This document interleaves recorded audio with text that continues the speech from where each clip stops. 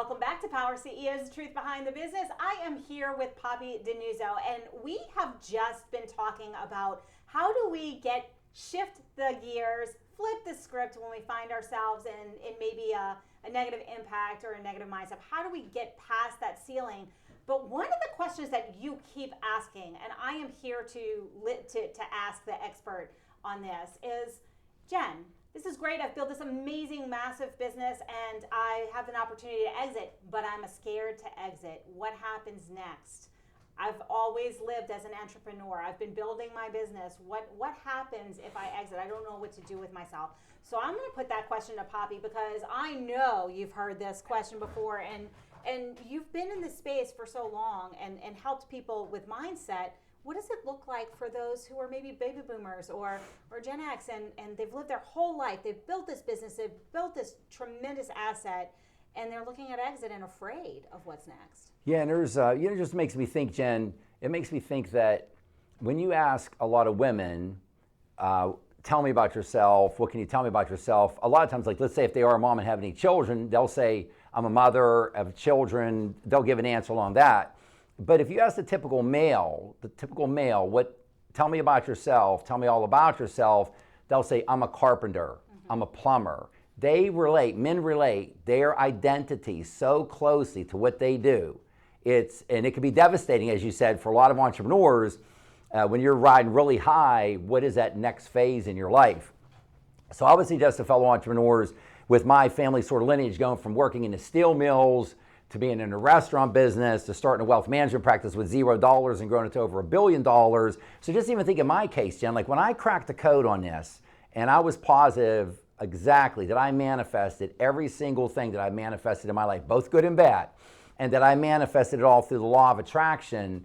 When I reverse engineered that, I said, what am I going to do? And long story short, with the universe, I said, I'm going to help my fellow brothers and sisters with this for the rest of my life, as long as I'm on earth. So, but in my case, when you go from creating, being the founder, and growing a wealth management practice, and that's how you're known to everybody, and now you get to where I'm at, and it's like, oh, I'm going to be a manifestation mindset life coach. There's a lot of people thought I was like lost my mind. I mean, seriously, this was like not easy. People think, oh yeah, that was an easy transition. I mean, a lot of people, including family members, there's like a lot of questions there. So what I would suggest to the audience, in my case, and I think it's with a lot of the entrepreneurs in the audience, I look at it as finding your purpose, and where does finding your purpose and where does profit meet purpose, so to speak. So again, just open up your mind. I was talking about just asking the universe before you go to sleep every night. Ask the universe your most important question, and pay attention, my fellow brothers and sisters. If there's one thing I turn our brothers and sisters on to, it's like, Papi, you turn me on to how powerful my subconscious mind is. Where is it at? How can I get to it? The two most frequent times, and when you're close to your subconscious mind during the course of the day, is right when you wake up in the morning and right before you go to sleep at night. So right before you go to sleep at night, put that most important question. So our fellow brothers and sisters are wrestling with this. I would humbly suggest, reach out with your subconscious mind. What is the next phase in my life? What's the best direction for me to take? So in my case, I sort of take a look at this. I want to help my brothers and sisters, and it's very similar to what you're recommending. This is a pretty dramatic, radical shift going from, I've got like an MBA, a master's in tax, so I'm a CPA. This is like very non-woo kind of stuff. But by saying where's profit at in business and where is my purpose, and our fellow brothers and sisters, they will be drawn to, they will gravitate, because what I find, Jen, is they've got so much drive in them. And at some point in time, it does make sense to exit the business, even to hand it off to the next gen, to family members, children, potentially, whatever it may be. But they've got all these gifts to give back to their fellow brothers and sisters. They've got all this drive and all this passion. And I would just humbly suggest that them typically finding some place to redirect that to is going to be in their best interest by far and away. Absolutely. And a lot of times we talk about, you've been in the wealth business for a really long time. So wealth is so much more than dollars. Yes.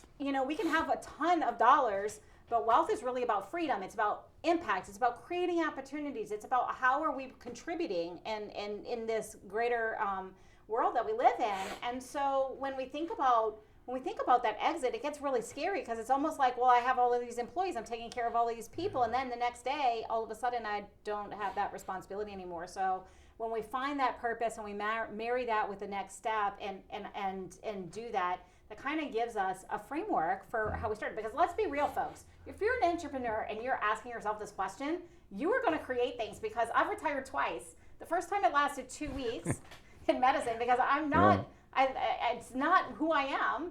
And the second time it was less than a day. Yeah. Like, I'm not wired to retire, if you will. So there's always something next. And Papi, I do more now than I ever did. Go figure. But I really like what he said, and it's so true. How do most mathematicians solve the biggest problems? They think about it right before they go to bed, and magically the formula comes to them in the like overnight, or they write it down first thing in the morning. So this is research backed. So think about what that question is, explore that for yourself, and trust that you'll be able to solve some of those complex, abstract problems in your subconscious mind overnight. So the next thing that I hear a lot about, and this is really funny because it's sort of parallel, but it's a different mindset thing. People are really good at making money. I come from medicine. When I went to med school, there was no business in med school.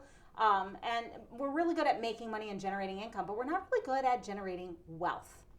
And a lot of entrepreneurs have that same problem. They may have this amazing ability to generate revenue and to look at profitability and all of these things, but when it comes to the personal side of generating wealth, something isn't lining up for them. Can you speak about that a little bit? Is that a belief structure? What causes that, and how do we get over that disconnect? Because it's a common problem. Yeah, and Jen, for me to keep up, because you're very fast on your feet, you're a very quick thinker. So I'm trying to keep up. I'm running hard here. But just the thing is, when you were saying earlier, one thing that came to mind for me that I've run into, and I always said in the wealth business, I always say it's half science and half art. And the science part, and this is very close related to your entrepreneurs, the reason I'm bringing this up, that's why it came through me. The science part is all the numbers. Of course, there's numbers everywhere. There's all kind of numbers. But the art part is the behavioral side, the interpersonal, the psychological side of it. And I would suggest that with your entrepreneurs, it can be, instead of even like 50% numbers, and 50% squishy to them, so to speak, mindset type topics and how they feel, it could be 60, 70, 80, 90% of that. So just to keep that in mind for them, how important that is, because you were talking earlier a little bit ago about like the strong left-brained clients and colleagues that you work with. And I say the left side of their brain is so strong, and they like walked a little bit lopsided, because it's like their left brain is so heavy and so large, so overdeveloped. Hey, there is that other side, and getting into your subconscious mind. And with our fellow brothers and sisters to get into, as you were saying, that transition, I just see a lot of entrepreneurs, they're so aggressive, they're so hard charging, and so much of their business, it's like a mirror of themselves that they see in their business. And I want to grow. And sometimes they sort of get addicted to growing. And I know this may sound like an oversimplified answer, Jen, but just throwing money over your shoulder, so to speak. I mean, for whatever you do, because they'll look at a new opportunity and say, hey, you know what? Yeah, maybe I should like take a little bit of money off the table and put it in my account or something. Now I'm going all in. I'm going to leverage this up, and I'm going to do a campaign and borrow more money from the bank. But I would just suggest some very simple practices such as that. Just throwing a certain percentage over your shoulder, 10%. Just to use a good number would be throw that over your shoulder to make sure you are working on the wealth aspect of it.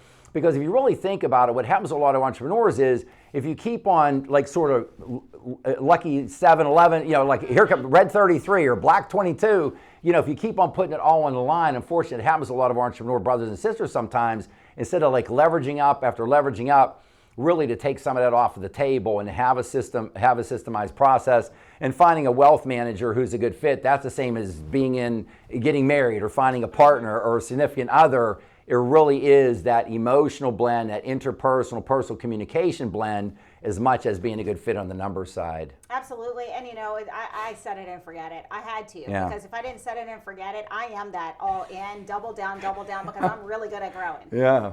And so, it's really, it really is a mindset. It's like a catch-22. Yeah, you're so good at it that you just keep on leaning into it. And it literally is a challenge. You either fall on the I'm not a risk taker or I'm an excessive risk taker side of things in business. Both can be exceptionally successful. But we are drawing towards the end of our episode, unfortunately, and I would like for people to be able to learn how they can reach out to you if they'd like to learn more, or if they'd like to even have this wealth conversation, this transfer conversation. You are a mindset coach, and you are an expert in this space. How can they find you? Yes, thank you so much. On the coaching side, it's Papi, P-A-P-I, mindsetcoach.com.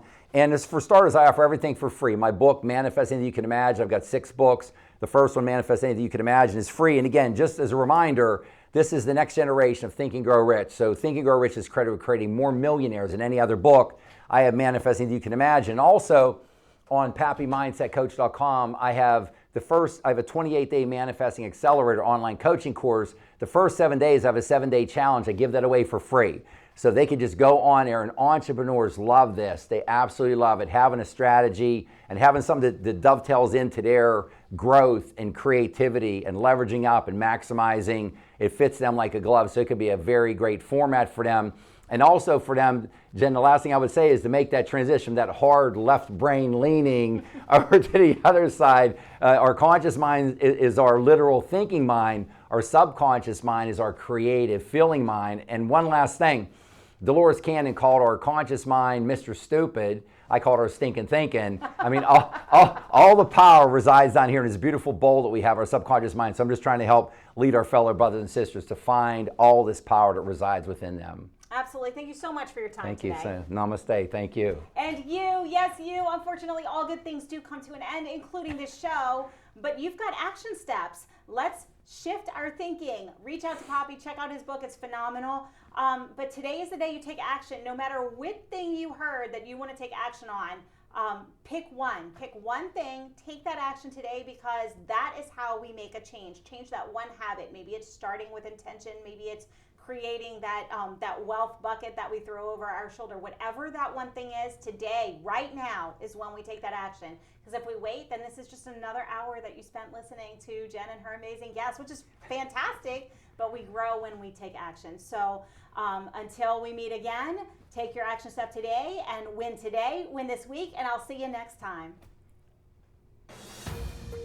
Beautiful. This has been a Now Media Thank you Network so much. feature You're so quick on your feet. All rights reserved. That's a talent that I don't have. So.